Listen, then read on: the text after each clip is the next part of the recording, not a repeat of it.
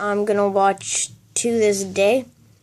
I haven't heard of it yet, so let's see what it's about. I think it's about bullying.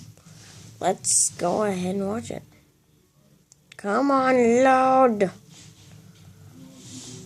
My computer sucks at loading stuff. Yes, I got a very nice computer.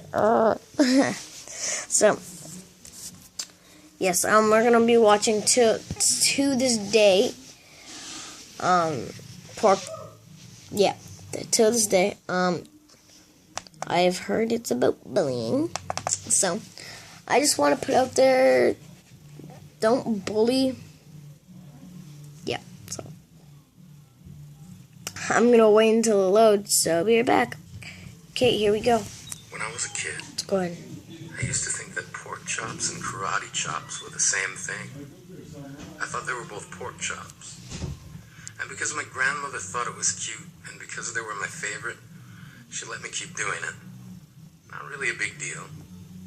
One day, before I realized fat kids are not designed to climb trees, I fell out of a tree and bruised the right side of my body.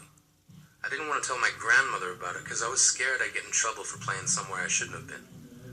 A few days later, the gym teacher noticed the bruise and I got sent to the principal's office. From there, I was sent to another small room with a really nice lady who asked me all kinds of questions about my life at home. I saw no reason to lie. As far as I was concerned, life was pretty good. I told her whenever I'm sad, my grandmother gives me karate chops.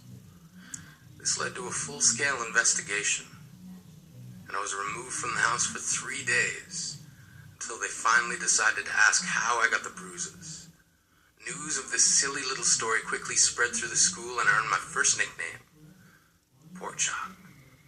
To this day, I hate pork chops. I'm not the only kid who I would hate them too. Surrounded by people who used to say that rhyme about sticks and stones. As if broken bones hurt more than the names we got called, and we got called them all. So we grew up believing no one would ever fall in love with us. That we'd be lonely forever. That we'd never meet someone to make us feel like the sun was something they built for us in their tool shed. So broken heartstrings bled the blues as we tried to empty ourselves so we would feel nothing. Don't tell me that hurts less than a broken bone. That an ingrown life is something the surgeons can cut away. There's no way for it to metastasize, it does. She was 8 years old. Our first day of grade 3 when she got called ugly. We both got moved to the back of class so we would stop getting bombarded by spitballs. But the school halls were a battleground where we found ourselves outnumbered day after wretched day. We used to stay inside for recess because outside was worse. Outside, we'd have to rehearse running away or learn to stay still like statues, giving no clues that we were there in grade 5. They tipped a sign at the front of her desk that read, "Beware of dog." To this day, despite a loving husband, she doesn't think she's beautiful because of a birthmark that takes up a little less than half her face. Kids used to say she looks like a wrong answer that someone tried to erase but couldn't quite get the job done. And they'll never understand that she's raising 2 kids whose definition of beauty begins with the word mom. Because they see her heart before they see her skin. Because she's only ever always been amazing. He was a broken branch grafted onto a different family tree. Adopted. Not because his parents opted for a different destiny. He was 3 when it became a mixed drink of 1 part left alone and 2 parts tragedy.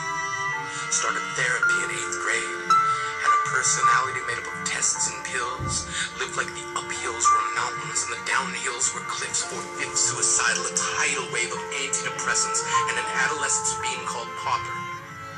1 part because of the pills, 99 parts because of the cruelty. He tried to kill himself in grade 10 when a kid who could still go home to mom and dad had the audacity to tell him, "Get over it."